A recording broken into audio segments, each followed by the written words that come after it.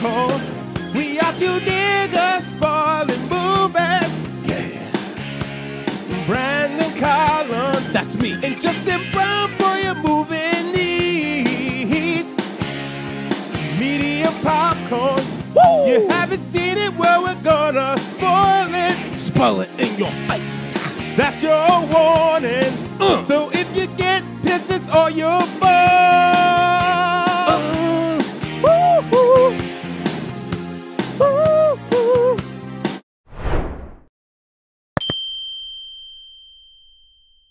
What is up, little biscuits and sun-dried tomatoes? It's your boy Eddie Collins, and I'm here with a bonus episode on Hitman, the upcoming Netflix romantic black comedy starring Glen Powell, co-written by Glen Powell and co-written by and directed by Richard Linklater, who did such movies as Boyhood. You got Before Sunrise, School of Rock, Waking Life, and Everybody Wants Some. A bunch of movies. Most of them I've enjoyed. And also starring Adria Arjona, who in the past hasn't done many great films, particularly movies that come to mind: Pacific Rim, Uprising, Six Underground, and Morbius, of course. But she's the romantic lead of Glen Powell, who plays Gary Johnson, college professor and tech guy who basically becomes undercover mole who masquerades as a hitman for unsuspecting criminals who basically legit believe that they can just go on Facebook or Craigslist and source for a hitman. They start to learn about him through various like CD channels and stuff like that. But basically they think they can hire someone to kill a person for a few $100, which is insane. And Gary, because he's asked to step in last minute for a co-worker that got suspended doing the undercover work because it sounded like he beat up a bunch of kids or something like that. This takes place in New Orleans, by the way, so it's just fucking nuts. And basically he works for a New Orleans Police Department in just these sting operations where he convinces people that he's a hitman. He starts wearing disguises and stuff like that, even though in real life he's a pretty safe, nerdy, quiet guy who just likes his professorial job. He's been divorced because we get a hint of his life with his ex-wife, who basically says, like, you didn't really do anything with your life. You were very, like, by the book. Nothing exciting really happened. And so he gets caught up in this world where he's playing these different characters and meeting really crazy people and having to testify against them. It's kind of wild that he stayed in New Orleans. I wonder if the character that the person that this story is inspired by actually stayed in the area, because there's a lot of fucking criminals, and some of them got off. Some of them weren't found guilty because they were either very sympathetic to the jury or various loopholes that happen. But yeah, so we follow Gary as he's getting success doing the sting operation with this little team of cops. One of them was played by Retta, who plays Claudette.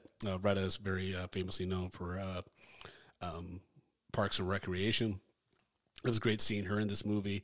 And at one point, Gary meets Maddie, who has inquired about getting a hitman to kill her current husband, who she says is not a good person, but he also happens to be incredibly rich. So now we got like a femme fatale thing going on.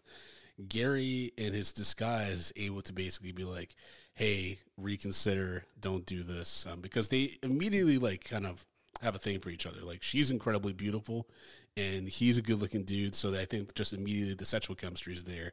And then basically Maddie gets a phone call. She abruptly has to leave, and like nothing ever happens. The crime never is committed. And then they encounter each other, and that's kind of where Gary, in like his disguise, has to pretend to be this person, and that person and Maddie basically fall in love, and it's the conflict of that. And then to make things even worse, at one point, spoiler alert, everybody, but it's in the theme song. They're like, Hitman's gonna get spoiled a little bit for y'all. At one point, Gary and Maddie are out, and they run into the disgruntled co-worker of Gary's at the police department, who knows that Maddie is this chick that they let go because Gary did some weird finessing. And he's just like curious to see y'all basically out on a date, right? And then later on, Maddie's ex or current husband that she's divorcing supposedly shows up at this club with his friend, and like he sees Maddie with Gary, and Gary is pulling a gun on him, being in character as a hitman. And Maddie admits that she kind of set that up on purpose to try to like upset her husband and stuff like that. It's all very shady. And then we find out that Maddie's husband is dead. He gets shot at one point, and it's in a very similar way to how Garrett told Maddie he would recommend shooting somebody, which is straight in the heart because it doesn't leave much of a mess, and it's just very quick, right? And so Gary then has to reveal himself to Maddie, and it's a very fun game of cat and mouse, and some other things start happening with the disgruntled cop who's trying to pretend like he's cool with Gary and trying to help him out. But it's a very cat and mousey type of a thriller in the third act with like some comedic moments. It definitely made me chuckle a few times. I got to see this in the theater. And Netflix, if you're listening, please release more of your movies, especially like the things that you acquire. Release them in the movie theater, man. It's like becoming too much. If y'all really going to be the king makers in Hollywood going forward, you have to embrace the theatrical experience in some capacity. This is getting crazy with all the Ted Sarandos interviews lately about him not considering the theatrical experience or physical, media at all for like Netflix shows or movies that are really, really popular. Because at the end of the day, if your stuff's on Netflix and one day it folds, or they just decide, hey, we're not going to hold everything that we've acquired on the platform anymore, your shit could just disappear and no one will ever see it, especially if there's not any physical media of it. That's crazy. So Netflix, please do better by your creative, just the creative world and the people that provide you content. That's all I have to say on that. But yeah, Hitman, it's a little under 2 hours, which was nice. It is charming. It is charming. It's the first time where I was like, I get why Glen Powell is considered a movie star now. Like I can see his appeal, even though I don't know that he's gonna go like the full like pretty boy, like I'm just trying to make money off of being a hot guy. I think he's gonna do some weird shit. Like based on this, and some other stuff I've seen him pop up in, I feel like he's gonna do like some oddball stuff. Maybe not like to the extent of Brad Pitt, but I don't think he's going to go like a clean cut, like very traditional Hollywood man kind of route. I think he's going to do a lot of interesting things that might surprise us. Speaking of surprises, the biggest surprise for me was Adria Arjona. Not only is she a beautiful Puerto Rican actress, but she actually was she's very cute. She was very charming. I don't want to say relatable, but you wanted her to be okay, even though she might do some terrible things. And I'm not just saying that because she's a very attractive woman, but just like the way that she portrayed Maddie made her story very believable, and then really let the ambiguity about what's true and what's not. That was a very interesting arc for her as Maddie, and she executed that very, very well. Now, the third act does get a little wonky. There's some things where I was like, well, if X equals Y, then how would Z? But this isn't the kind of movie you had to think that hard about. It was a bit weird at times, just seeing this dude dressing up in different outfits. And you're like, well, that's kind of eating into your, if you're doing this as a second job because you have the full-time college job, all these disguises and stuff, I hope you get to expense that.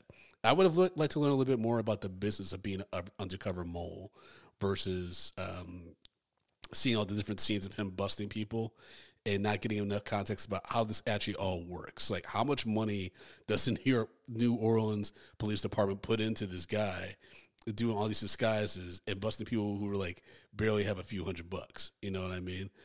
But hearing Gary kind of go into detail with like his prospective clients about what he would do with bodies and how he would kill people actually was very, very funny and amusing. But some of the scenes of him busting people did get a little redundant because it just kept happening over and over and over. You're like, okay, I get it. He's busting criminals. Cool.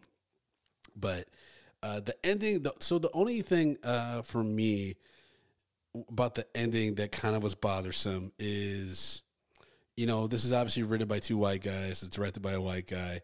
And I'm all for, like, telling your truth and staying true to the characters and things like that.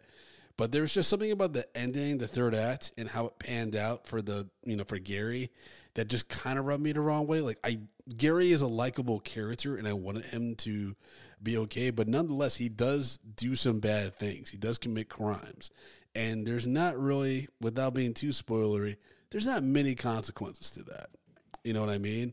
And so for me, that was a bit frustrating. I mean, it might just be the political climate and the world we're living in right now where I want to see justice in some form, no matter how likable you are. But at the same time, it is entertainment. It's a movie. So I'm trying not to put too much of that, bias into my overall feeling for the movie.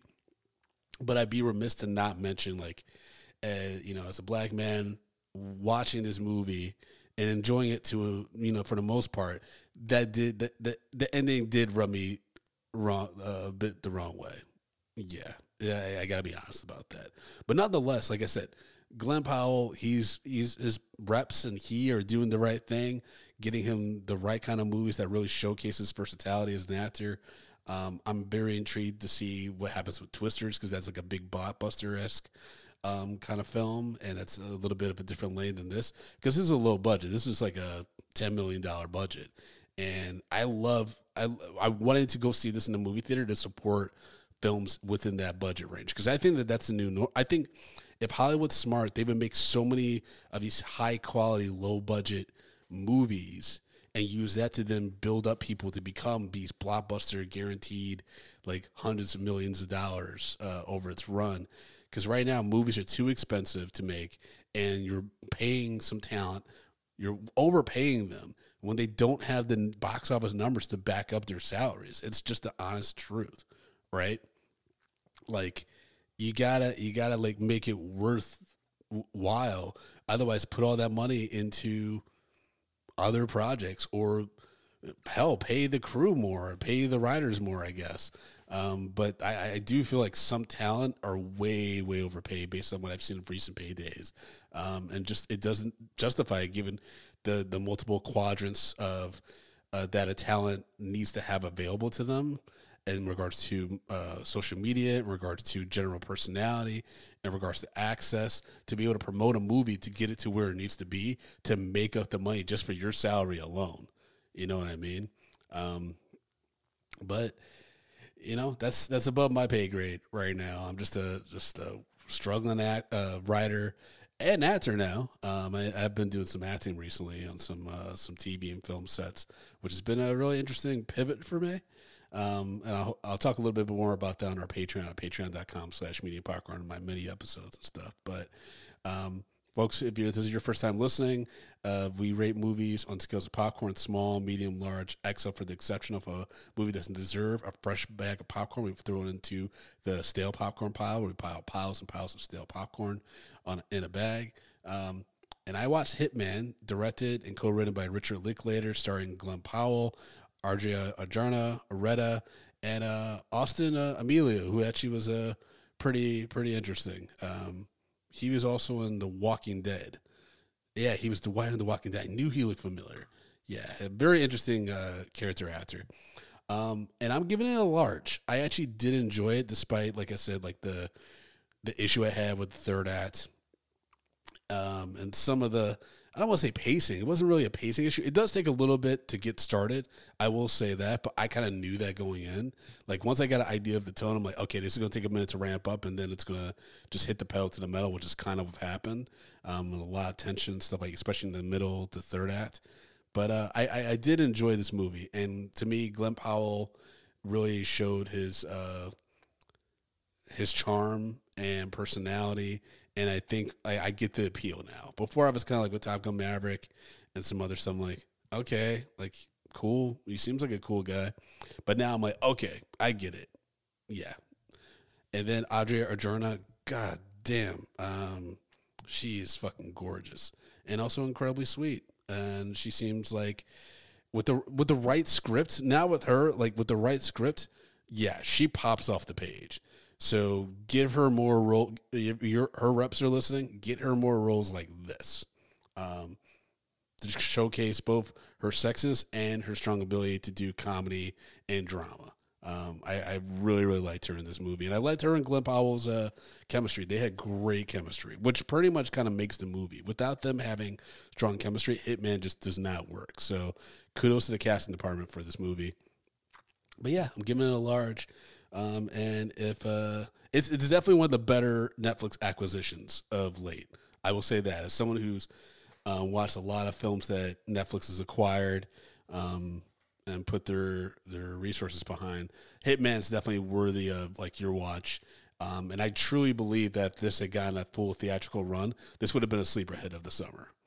Like, at least, yeah, as of where the summer box office is now, yeah, this would for sure be surprising the hell out of people if it actually got the marketing it deserved but it only had a limited theatrical release. I think it's actually out of the theater at the time of this recording because it comes out on the 7th. But again, I would recommend Hitman, especially if you want Netflix to continue trying to acquire high-quality movies versus just some of the dog shit that they've been posting for their originals. That's not me being biased. That's just literally me just stating the facts. Like, I can't tell you how many people within the past few days have been like, I tried to watch that J-Lo Netflix Atlas movie, and I couldn't get through it. Like, multiple people have told me that. And she's not cheap. Those movies aren't cheap to make. So at least acquire stuff that's of quality. And make the Netflix membership worthwhile versus feeling like you're just watching numb shit. Because for that, I could just go to Tubi, and that's free. So, yeah, that's my take on Hitman. As always, you folks know that you can follow me at Frodo_Blackens on all social media platforms. You can follow the show, Media P Podcast, all in those same platforms. Particularly go to youtube.com/Medium P Podcast. Push that subscribe button so you get alert about all future reviews and celebrity interviews that we might have on the channel. And if you really like our reviews and our content, please leave a 5-star review on your favorite podcast application. We will read it on the show. And if you're feeling very generous and, you know, you can work it in the budget, subscribe to our Patreon, patreon.com/mediapopcorn. We got $2, $5, $10, and $15 tiers. You can even try the $2 tier, see our engagement on that platform, see what the community is like, see what kind of posts we've done, just to get an idea if it's something you want to commit to. And if so, you can stay on the $2 tier or upgrade. Either one helps the show. Whatever you can do, we appreciate it. And we'll be posting more like little mini reviews like this throughout the summer as more movies come out. And we hope you'll catch us in a few days when we release our 700th episode. And if you're in New York City, Wednesday, June 19th, for Juneteenth, I'm doing a Drunk Black History show. Come out to Littlefield in Brooklyn, NYC. We're gonna drink, learn, laugh, and have some fun. So drunkblackhistory.com for that. And I'll talk to you all soon. Peace.